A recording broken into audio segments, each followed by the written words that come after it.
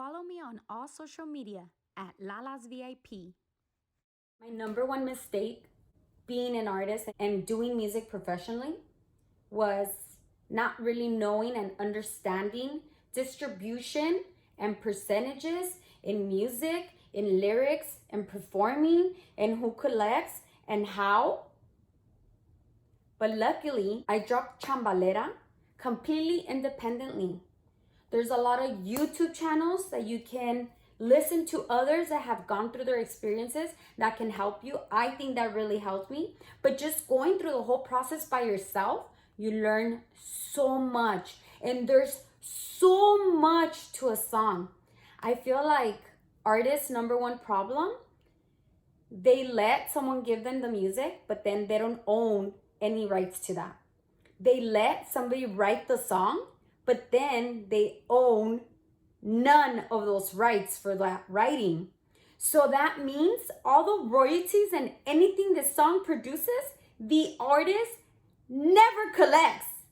And sometimes the artist gets double screwed because they make the artist be part of paying mix and mastering and some part of the production, but they don't own any rights. Then why were they even asked for any money? So then what happens? Where do they collect from?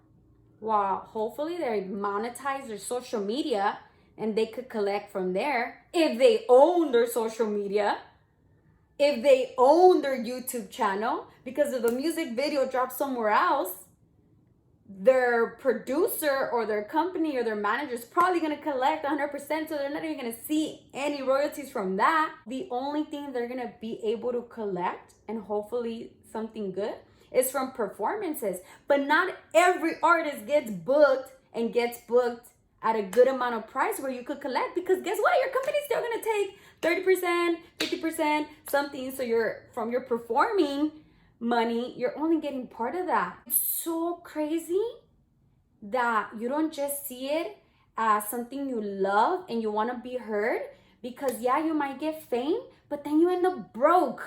You should know the business so you can collect, so you could own the rights that belong to you. And I'm gonna tell you a perfect example. I almost fell for the trap again today. They sent me 2 tracks. I heard the first one. I was so emotionally attached to the song. I started writing to it and I was feeling it. And it was like challenging my flow. And I loved it because I did a whole different style of from what I've done with Chambalera, with No Me Digas No, and with Pegao. I was loving this. And then I was like, Lala, wait a minute. You gotta talk to these people. Who owns the music?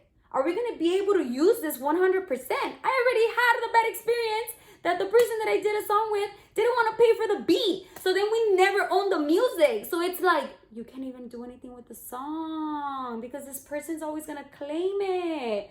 And it's just so crazy. And then the rights to writing. If I write my part and there's another person in it, I still have to own 50% of that writing. Am I going to own 50% of that writing? Oh, but I'm part of the writing too. So we're all going 33, 33, 33. But why? It doesn't work like that. If I wrote my half or my part, I invested 100% in it. So I own 50% of the rights. If you co-wrote with that person, then from your 50%, you owe them 25%. So that's your split 25, 25. I still owe 50%. It's so crazy, guys. We need to be knowledgeable. There's so many information on YouTube that you could learn from, so you could collect everything and what belongs to you. Especially all my ladies, be alert, find out, learn. I suggest that you go through the process of distributing one song by yourself, because that's going to teach you so much. Know the difference between BMI, Songtrust, Sound Exchange, and how they collect for you, and who you should register with, and who you should be with, and how you should do it.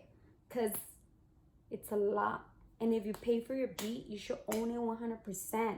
And if you don't own it 100%, but you paid for it, then you should only be giving them a really small percentage because you paid for that beat. It's a lot of information, guys. Just wanted to share that with you guys because I feel that artists, they end up getting famous, but they end up so broke because they never own any of their work.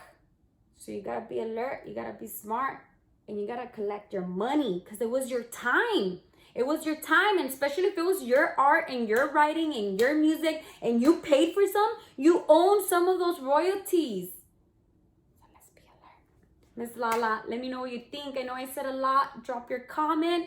I hope this helps in any way, especially to my women supporting women. We gotta look out for each other. Arriba la vida. Subscribe.